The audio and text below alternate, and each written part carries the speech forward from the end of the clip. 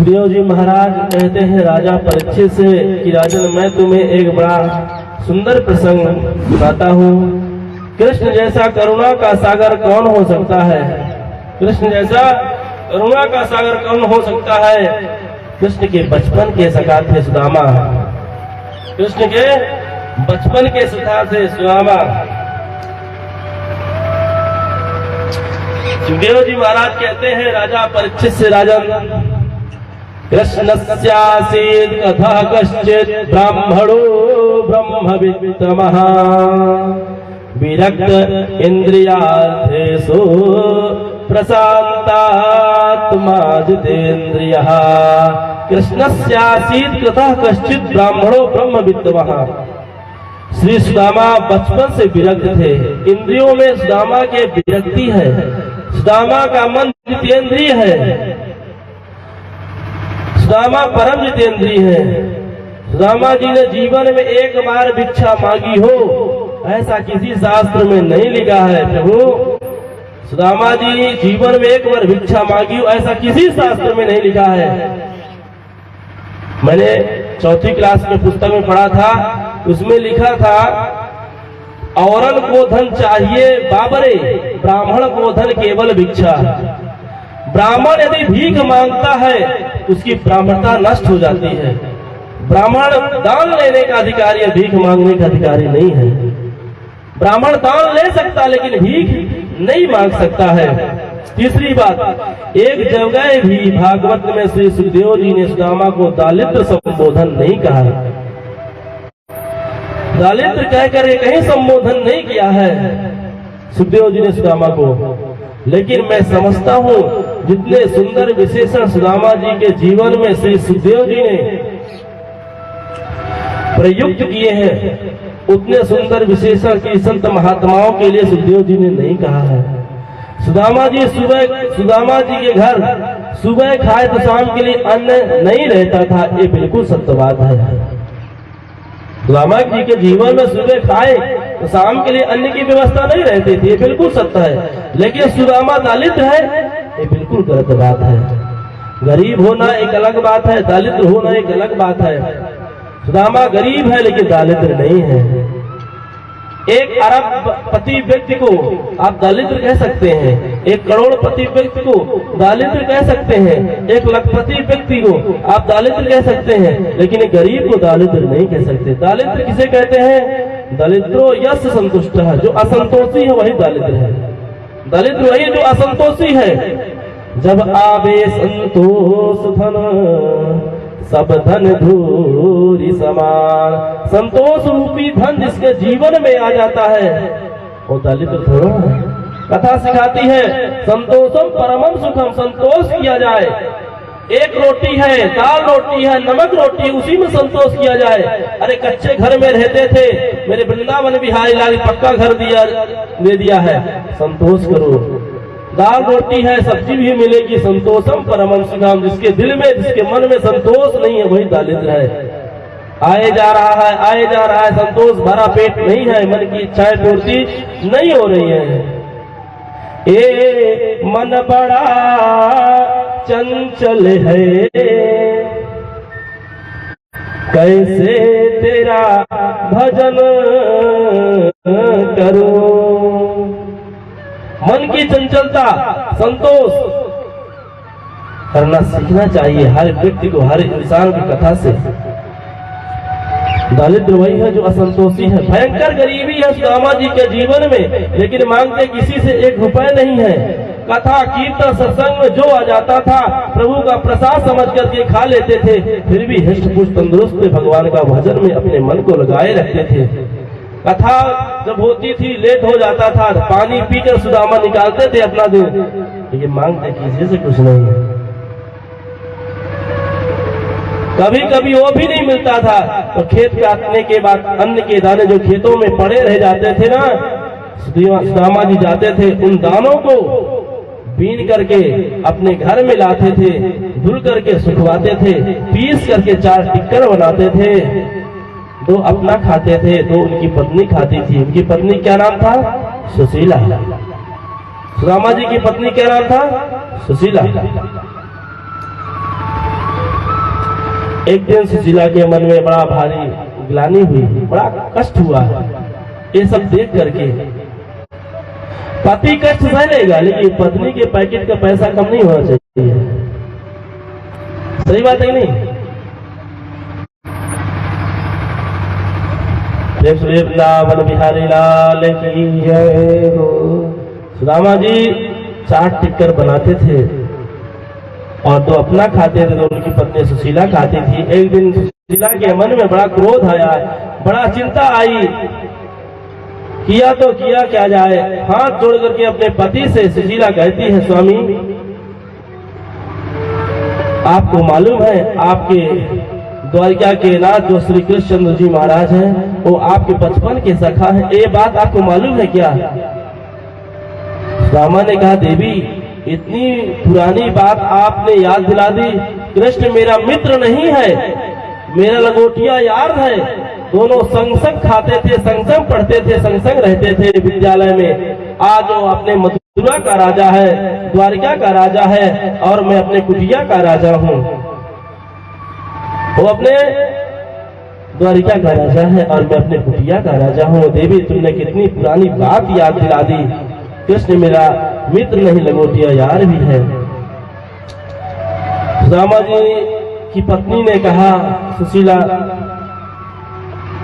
तो क्या अपने मित्र से मिलने के लिए कभी आपके मन में इच्छाएं नहीं जागृत होती हैं कि अपने मित्र से एक बार मिलाऊं?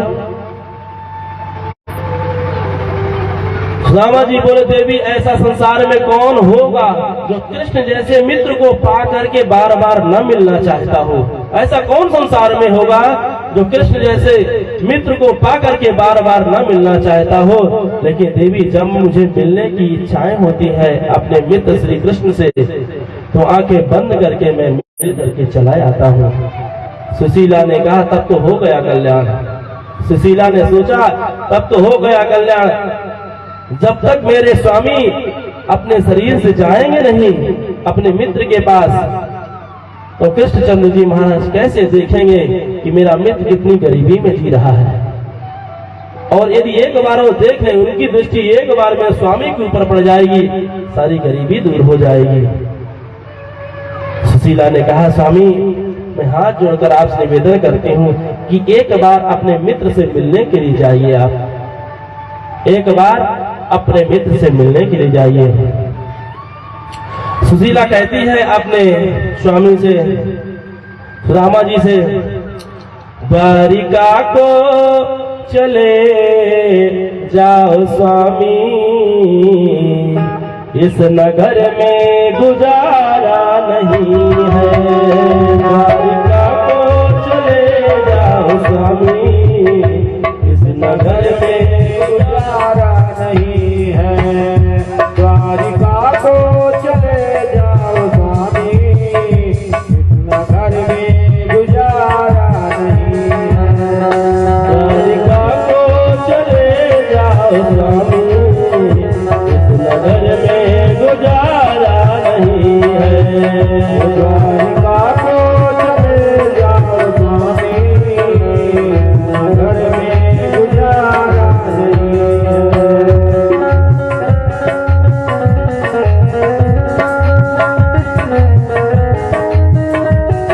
गुजारा नहीं है।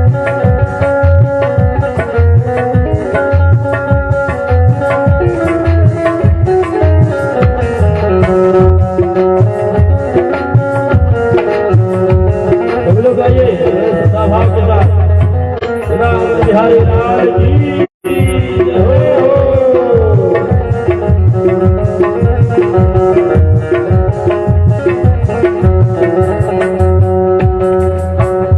देख लिया है जमाने को मैंने, देख लिया है जमाने को मैंने, दुख में कोई साथ देता नहीं है।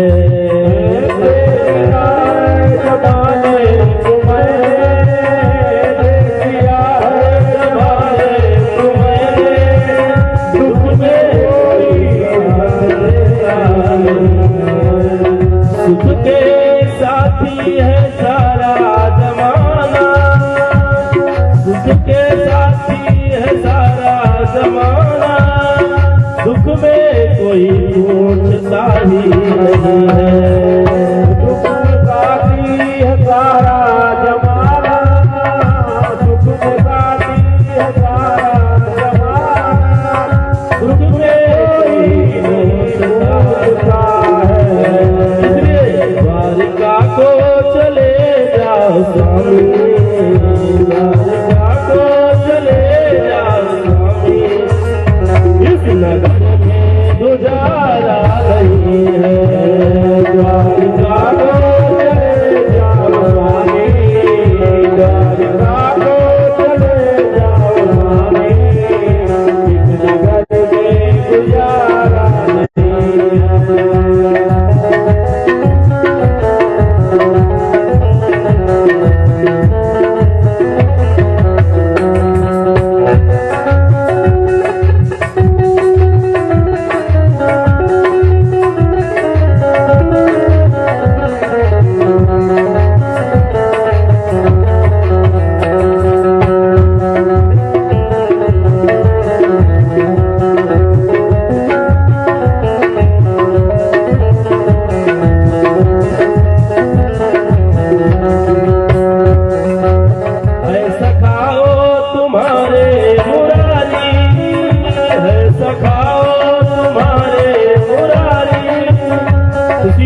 स्वामी आपके मित्र की बुराई है, ऐसा गाओ तुम्हारे मुरारी, जो गरीबों के टुकड़े को भरते हैं। ऐसा गाओ तुम्हारे मुरारी, ऐसा गाओ तुम्हारे मुरारी, जो गरीबों के टुकड़े को भरते हैं। द्वारिका को चले जाओ स्वामी, द्वारिका को चले जाओ स्वामी, इस नगर में गुजारा नहीं है। द्वारिका को चले जाओ स्वामी, द्वारिका को चले जाओ स्वामी,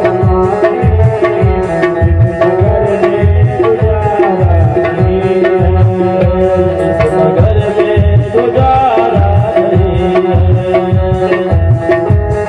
है। इस नगर में गुजारा नहीं है। सुशीला हाथ जोड़े हैं, बार बार अपने पति सुदामा से कहती है, प्रभु एक बार आप चले जाइए अपने मित्र से मिलने के लिए। सुदामा जी कहते हैं, संसार में ऐसा कौन जी होगा कृष्ण जैसे मित्र को पा करके बार बार न मिलना चाहता हूँ, लेकिन देवी जब मुझे मिलना होता है तो आंख बंद करके मिलके चला जाता हूँ।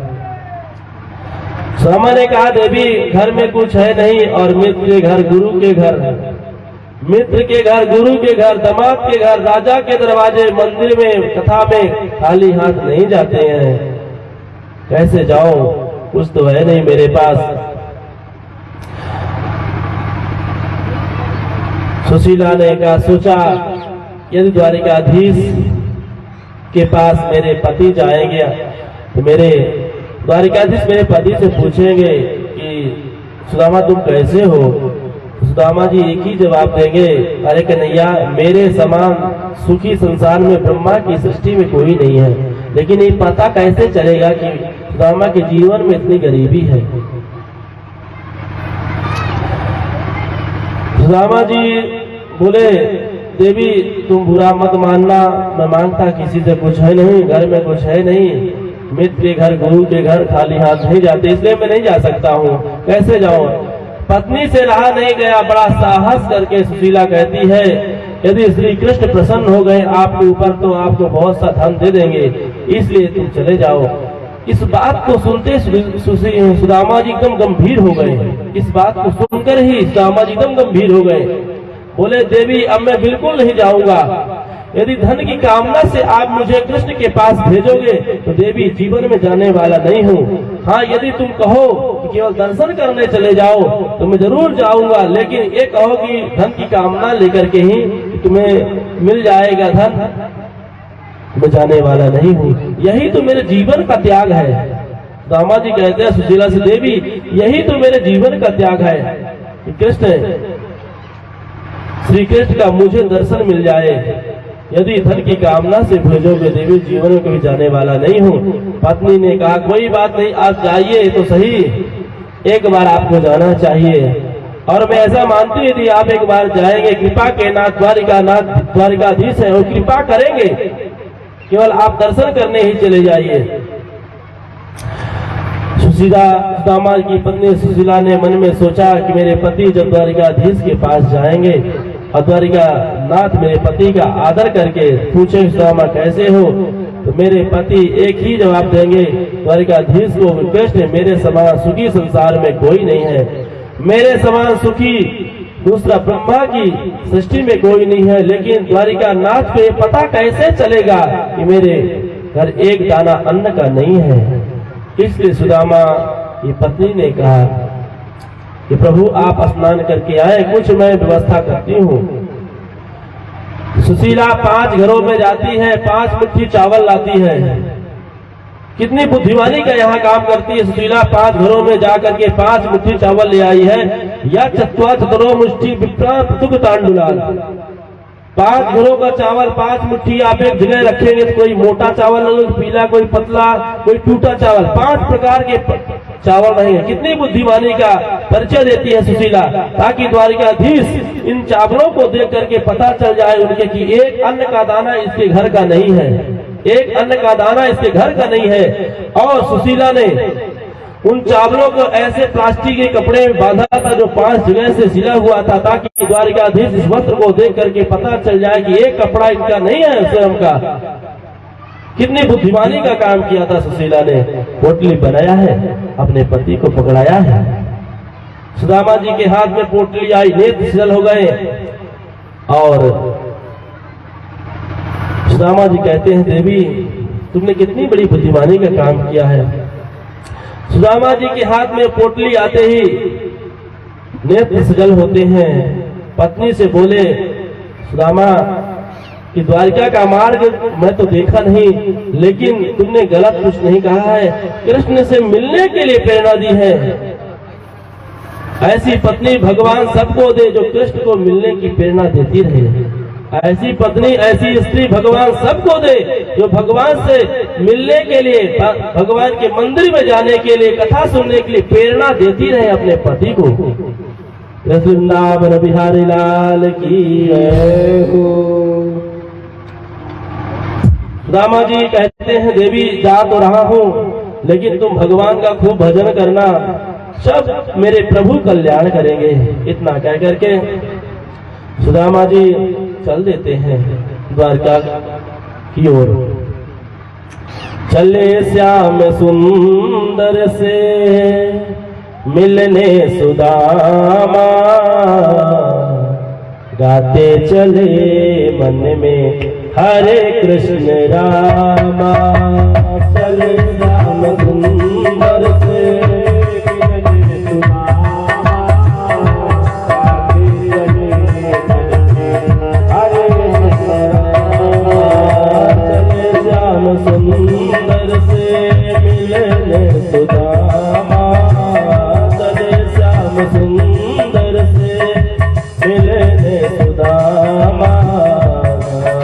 चले मन में हरे कृष्ण रामा। चले श्याम सुंदर से मिलने सुदामा, चले श्याम सुंदर से मिलने सुदामा। गाते चले मन में हरे कृष्ण रामा, चले मन में हरे कृष्ण रामा। गाते चले मन में हरे कृष्ण रामा।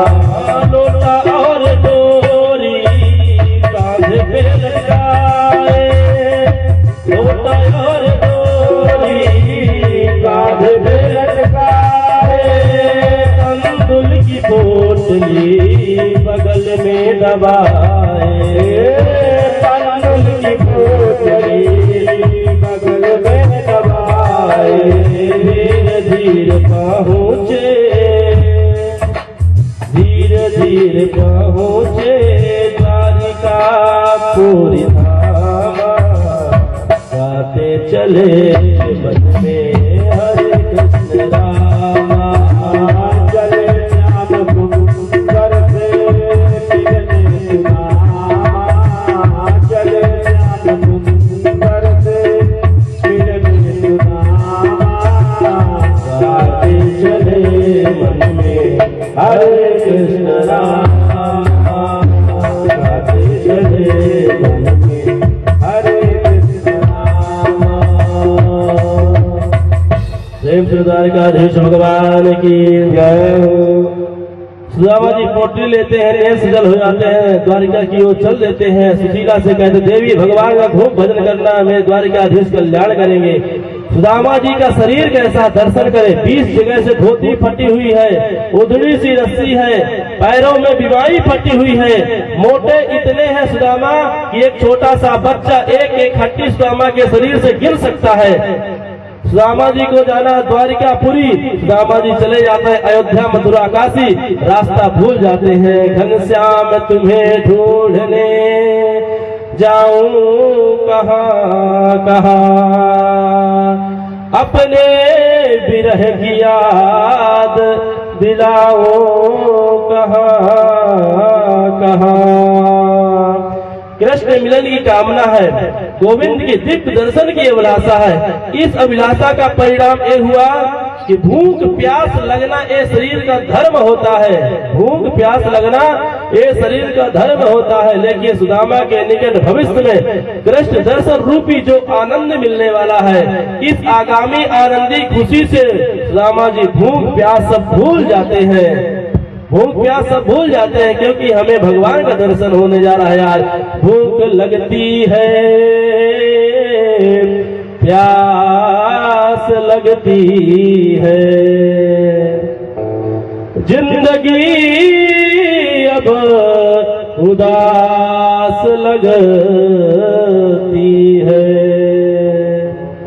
कैसे आऊं मैं द्वारिका, तेरी आस भी अब निराश लगती है। कैसे आऊं, मन में भावना है, लेकिन एक और मुश्किल पड़ गई जीवन में। सुदामा जी के चलते चलते पैरों में बीमारियां तो फटी, दुबला शरीर था, चलते चलते थक गए थे सुदामा जी। बीच मार्ग में एक बहुत बड़ी नदी पड़ जाती है।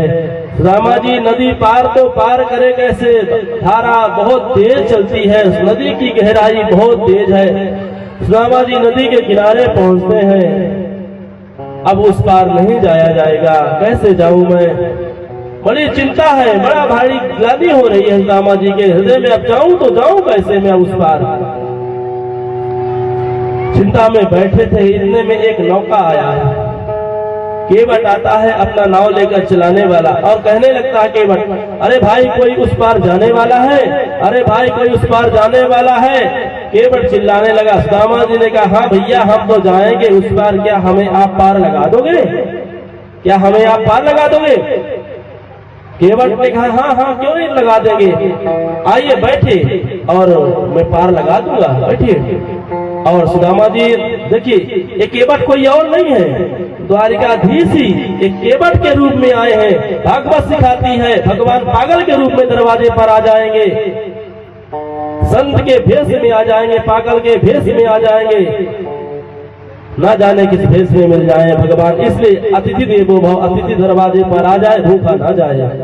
कोई जानता नहीं किस भेष में भगवान मिल जाएंगे। सबका सम्मान, सबका आदर करना सीखना चाहिए, भागवत यही सिखाती है। केवट नौका में बैठा लेते हैं सुदामा जी को, और जैसे सुदामा जी नौका में बैठे तो केवट ने पूछा, अरे भैया ब्राह्मण देवता कुछ है भी कि ऐसे खाली बैठ रहे हो तुम, कुछ तुम्हारे पास है भी कि ऐसे बैठ रहे हो तुम। सुदामा ने कहा, भैया मेरे पास तो कुछ है नहीं केवट, और ऐसे तुम पार लगाओगे नहीं, उतार तो हमें उस पार जाना नहीं है। अब मेरे पास कुछ पैसा कौड़ी नहीं है, और ऐसे तुम पार लगाओगे नहीं, उतार तो हमें जाना नहीं है। केवट ने कहा, अरे ब्राह्मण देवता तुम चिंता मत करो, आप जैसे ब्राह्मणों को ना हम तो बिना पैसे के ही पार लगाते हैं, बिना धन के पार लगाते हैं आप जैसे ब्राह्मणों को। ऐसा थोड़ो कि हम करोड़पति के हमको ही भगवान याद करेंगे। मंदिर एक है, रास्ते अनेक है। कर्म अच्छा करेंगे, जाना है उसी को सभी रास्ते पर। आया है सो जाएगा राजा रंग फकीर, कोई सिंहासन चढ़ चला, कोई बंधा जंजीर। उमरिया गमाए दई हरि गुण गाए, उमरिया गुजार दई हरि गुण गाए, उमरिया गुजार दई हरि गुण गाए, उमरिया गुजार दई हरि गुण गाए, उमरिया बिताए दई प्रभु गुण गाए, उमरिया बिताए दई प्रभु गुण गाए, उमरिया बिताए दई प्रभु गुण गाए, प्रभु गुण गाए हो हरि गुण गाए, प्रभु गुण गाए हो हरि गुण गाए, हो हरि गुण गाए, उमरिया गुजार दई प्रभु गुण गाए, उमरिया बिताए दई प्रभु गुण गाए, उमरिया गुजार दई प्रभु गुण गाए, उमरिया बिताए दई प्रभु गुण गाए। सुदामा जी नौका में बैठ गए और केवट ने कहा, आप जैसे ब्राह्मणों को बिना पैसे के उस पार लगाता हूं मैं। सुदामा जी बैठे नौका में, बीच मार्ग पर जा रहे हैं। जैसे बीच रास्ते पर केवट नाव को लेकर घुसता है तो केवट ने पूछा, अरे ब्राह्मण देवता। केवट ब्राह्मण को देख करके, सुदामा को देखकर बार बार हंस रहा है, ऐसा भेष देख करके हंस रहा है। एक गरीब का बच्चा रास्ते पर गुजर जाएगा तो एक पैसे वाला बच्चा देखकर उसे हंसेगा, मजाक उड़ाए। कभी भी किसी का हंसी नहीं उड़ाना चाहिए, मजाक नहीं उड़ाना चाहिए। एक न एक दिन हम हंसी करेंगे आपको देख करके, एक न दिन हमको भुगतना पड़ेगा, श्राप लगता है कभी भी। सुनिए, जय श्री राधे। केवट ब्राह्मण को देख करके हंस रहा है। सुदामा ने कहा, अरे केवट, हमें देख करके तुम बार बार हंस क्यों रहे हो? केवट ने कहा, हे ब्राह्मण देवता, बुरा मत मानना, कहाँ जा रहे हैं आज आप, कहाँ जा रहे हैं? सुदामा ने कहा, वो जो द्वारिका के नाथ श्री कृष्ण चंद्र जी महाराज है ना, वो हमारे बचपन के सखा है, उनसे मिलने के लिए हम जा रहे हैं। वो हमारे बचपन के सखा है, उनसे मिलने के लिए जा रहे हैं। केवट बोला, आपके मित्र द्वारिकाधीश, रहने दो महाराज, आपके मित्र द्वारिकाधीश। रामा बोले, तू क्या जाने केवट, तूने जिंदगी भर नाव चलाई है, हमारो कन्हैया किसी के रंग रूप को नहीं देखतो, हमारो कन्हैया किसी के धन संपत्ति दौलत को नहीं देखता है, हमारो कन्हैया देखे तो क्या देखता है कि हमारो मन, हमारो प्रति कैसो है। भगवान किसी के धन संपत्ति की ओर नहीं देखते हैं, रूप रंग की ओर नहीं देखते हैं कि हमारे पास कितना सुंदरता, हमारे पास कितना दौलत है। भगवान के सामने सब एक समान रहता है। भगवान तो यही देखे कि हमारो मन, एक भक्त का मन एक प्रभु के चरणों में कैसा है, बस मन प्रभु पकड़ते हैं। इसलिए अपना मन स्वच्छ रख करके वृंदावन बिहारी लाल के चरणों में प्रणाम करना चाहिए। भगवान के मंदिर में जाइए, धन दौलत की कामना लेकर मत जाइए, बिजनेस व्यापार पुत्र परिवार की कामना लेकर भगवान के पास नहीं जाना चाहिए। भगवान के पास जाइए, प्रभु हम भी शरणागत हैं, स्वीकार करो तो जाने, प्रभु हम भी शरणागत हैं, तो जाने, प्रभु हम भी शरणागत हैं, स्वीकार करो तो जाने, प्रभु हम भी शरणागत हैं, स्वीकार करो तो जाने, स्वीकार करो तो जाने। इस बात को सुनते ही केवट के नेत्र जल हो गए। दुनिया बदल गई, दुनिया बदल गई, लेकिन सुदामा नहीं बदला। दुनिया तो बदल गई लेकिन सुदामा नहीं बदला, बिल्कुल वही परिस्थिति केवट ने पार कर दिया है गंगा। सुदामा जी ने हाथ जोड़कर केवट से पूछा, हम तो नदी पार आ गए लेकिन यहाँ से अभी कितनी दूरी है द्वारिकाधीश की? सुदामा ने कहा, केवट ने कहा, अरे सुदामा ज्यादा दूर तो नहीं है लेकिन आपको देख करके ये पता चल रहा है कि आप पूरी हिम्मत करके चलेंगे तो दिन भर में आधा किलोमीटर भी नहीं चल पाएंगे। अभी 6 महीने का और दूरी, अभी 6 महीने का और समय लगेगा वहां तक पहुंचने के लिए। सुदामा ने कहा, अरे लाला, अरे कन्हैया, मेरे से तुमसे धन संपत्ति, धन दौलत, व्यापार बिजनेस नहीं चाहिए। मैं तो केवल तुम्हारे दर्शन के लिए आ रहा था, लेकिन अभी 6 महीने की दूरी कन्हैया मेरे से चला नहीं जा रहा है। पैरों में बीमारी फट गई है और चलते चलते शरीर भी दुबला पतला है, चलते चलते हाथ पैर की शक्ति क्षीण हो गई है, अब मेरे से चला नहीं जा रहा है। सुदामा जी बालू की तकिया बनाए हैं, आधी धोती पहने हैं, आधी धोती ओढ़े हैं और नदी के किनारे शयन कर जाते हैं। सुदामा जी ने कहा, कन्हैया तुम्हारी 1000 बार गरज पड़े तो हमें बुलाओ, अब तो हम जाने वाले नहीं है यहाँ से। और बंधुओं, सुदामा जी ने बालू की तकिया बना करके नदी के किनारे जैसे शयन करते हैं और जब प्रातः होता है तो जय श्री कृष्ण ध्वनि सबके मुख से निकलती है। सुदामा ने देखा, ये तो बड़ी सुंदर नगरी है, कहीं स्वप्न तो वो नहीं देख रहा हूँ।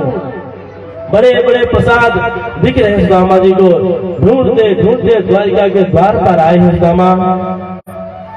कृष्ण के द्वारपालों का बड़प्पन देखिए, जो वास्तव में बड़े होते हैं उनमें बड़प्पना होती है, और जो गलती से बड़े हो जाते हैं ना तो बड़प्पन आने में 2-4 पीढ़ियों का समय लगता है। जो वास्तव में बड़े होते हैं उसके अंदर बड़प्पना रहती है, और जो गलती से बड़े हो गए तो बड़प्पन आने में 2-4 पीढ़ियों का समय लगता है। कृष्ण के द्वारपाल जो जय और विजय खड़े हैं, रामा ने कहा, भैया जय श्री कृष्ण। द्वारपाल बोले, जय श्री कृष्ण। सुदामा पूछते, ये कौन सी नगरी है? द्वारपाल ने कहा, यह हमारे कृष्णचंद्र जी महाराज की द्वारिकापुरी है। सुदामा ने कहा, ओहो, तब तो वही द्वारिका जो हमारे मित्र श्री कृष्ण। भगवान के द्वारपालों ने उस ब्राह्मण की उपासना नहीं की। भगवान के जो द्वारपाल थे उस ब्राह्मण की उपासना नहीं की। सज्जनों, जिस ब्राह्मण के चरणों में जूते न हो, उसने जब ये कहा कि मेरे मित्र श्री कृष्ण है द्वारिकाधीश, तो जय विजय दोनों उस सुदामा जी के चरणों में प्रणाम करते हैं और नेत्र भर आते हैं। बोले, हे महाराज, हे प्रभु, हमारे प्रभु के मित्र तो आप जैसे ही होते हैं, मेरे प्रभु तो करुणा के सागर हैं। जय विजय कहते हैं, हमारे प्रभु के मित्र तो आप जैसे ब्राह्मण होते हैं। रामा ने कहा, सुनो, आप ये मत सोचना कि मैं कुछ मांगने आया हूँ, केवल मुझे गोविंद की दर्शन की अभिलाषा है। केवल 1 मिनट कन्हैया की झांकी मुझे दिखा दो और कुछ मुझे चाहिए नहीं। द्वारपाल उनको प्रणाम करते हैं सुदामा को और कहते हैं, एक बात आपसे कहें, हम आपको अंदर ले जाएं, इस बात पर हमको कोई दंड नहीं मिलेगा, लेकिन अभी अभी हमें सूचना मिली है कि दोपहर का भोग प्रसाद ग्रहण करके हमारे प्रभु शयन कक्ष में प्रवेश कर जाते हैं। आप 2 मिनट यहीं रुके और हम जाकर पता करते हैं, यदि हमारे प्रभु शयन कक्ष में नहीं प्रवेश करेंगे तो ये होंगे, तो आपकी सूचना अपने प्रभु को हम दे देंगे। और द्वारपाल दौड़े दौड़े जाते हैं, प्रभु के पास निवेदन करते हैं हाथ जोड़ करके, किसी से पागा न झका तन पे, शीस पागा जंधगा तन पे, प्रभु जान को आही बसे यही गामा, धोती फटे से लटे दुपटे, और पाय उपासन की नहीं सामा, द्वार खड़ो तुझ दुर्लभ एक, रहो चकिसो वसुधा अभिरामा पोछत दीन दयाल को नाम बतावत आपनो नाम सुदामा शिष पगन जगतन पे प्रभु आहि को ग्रह बसो यही गमा शिष पगन जगतन पे प्रभु आहि को जाए बसो यही गमा धोती पति सिलटी दुपटी धोती पति सिलटी दुपटी अरुधाया उपासन की आज करो दुर्बल एक रहो जगी शोभा सुधा विरामा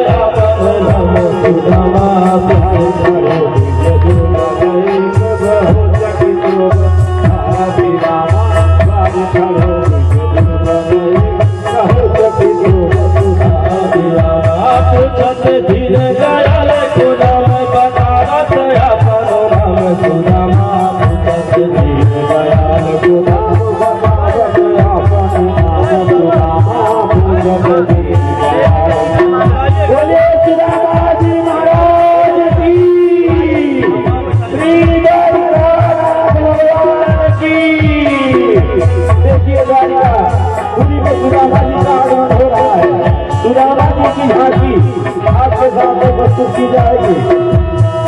आप अपने स्थान पर शांति से बैठे रहेंगे, सुदामा जी को दिखाई आज आपको।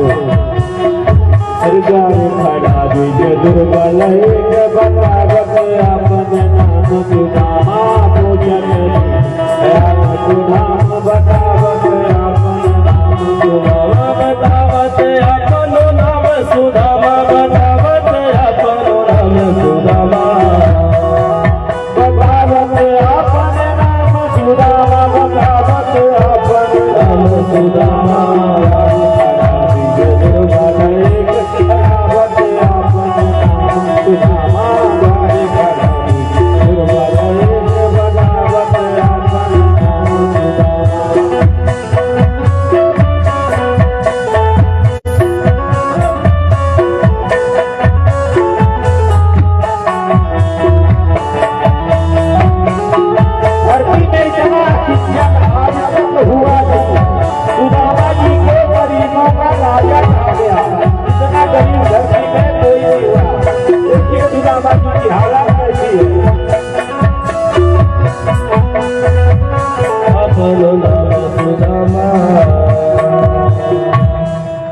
द्वारिकाधीश भगवान की एक गरीब ब्राह्मण द्वार पर खड़ा है।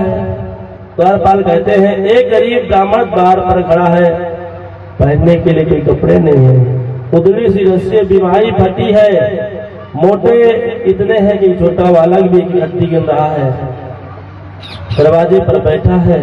वो अपना नाम सुदामा बताया है, प्रभु आपसे मिलना चाहता है, बचपन का सखा बता रहा है। इस बात को सुनते ही मेरे द्वारिकाधीश के कान में जैसे बात गई कि मेरा मित्र सुदामा आया है, मेरे दरवाजे पर खड़ा है, तो सोने के सिंहासन को छोड़कर मेरे वृंदावन बिहारी लाल द्वारिकाधीश दौड़ पड़ते हैं। दुपट्टा कहीं गिर जाता है, खड़ाऊ पैरों में नहीं है, तब तो ही बालू में द्वारिकाधीश दौड़ते चले जा रहे हैं। पूरे द्वारिकापुरी में हड़कंप मच गया। महामंत्री उद्धव ने पूछा क्या हुआ? द्वारपाल बोले हमसे एक बहुत बड़ी गलती हो गई महामंत्री जी, कोई ब्राह्मण दरवाजे पर आया और हमने बिना विचारे प्रभु को सूचना दे दी। भगवान ने जैसे उनका नाम सुना तो नंगे पैर दौड़ पड़े। प्रभु के बड़े पुत्र प्रद्युम्न ने पूछा क्या हुआ? बोले पता नहीं, कोई ब्राह्मण मिलने आया और हमने जाकर प्रभु से कहा तो प्रभु दौड़ लगा के चले गए।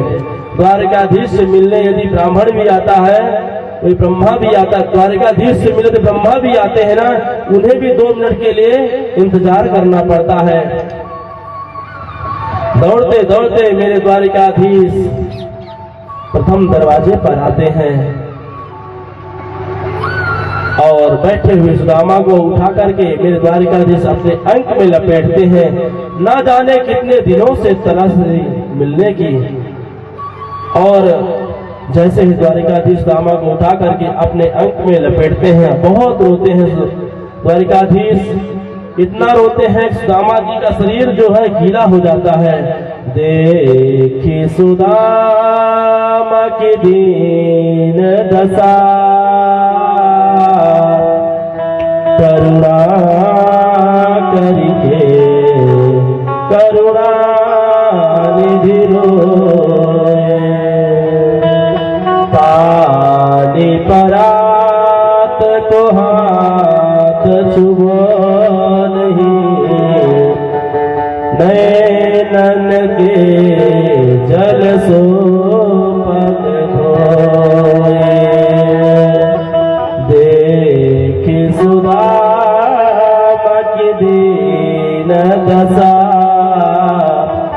करुणा करके करुणा निधि रोए, पानी परात को हाथ छुओ नहीं, नैनन के जल सो पग धोए। महात्मा सुदामा जी को देख करके मेरे गोविंद करुणार्थ हुए हैं। सुखदेव जी महाराज कहते हैं राजा परीक्षित से कि राजन, कृष्ण को देख करके सुदामा जी भी रोए, लेकिन सुदामा जी अपने आंसुओं को बाहर नहीं निकाले। क्यों? कहीं कोई ये ना सोच ले कि एक ब्राह्मण आया है इसे मांगने के लिए। इसे सुदामा जी रोए, लेकिन अपने आंसुओं को अंदर पी गए हैं। एक गरीब ब्राह्मण है, सुदामा जी को लेकर के धीरे धीरे मेरे प्रभु आए हैं।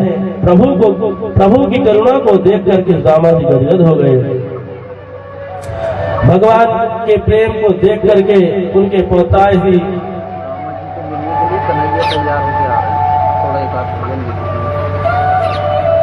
प्रेम से भक्त वत्सल भगवान की जय हो। सुदामा जी तो बन गए, कन्हैया ही बने नहीं।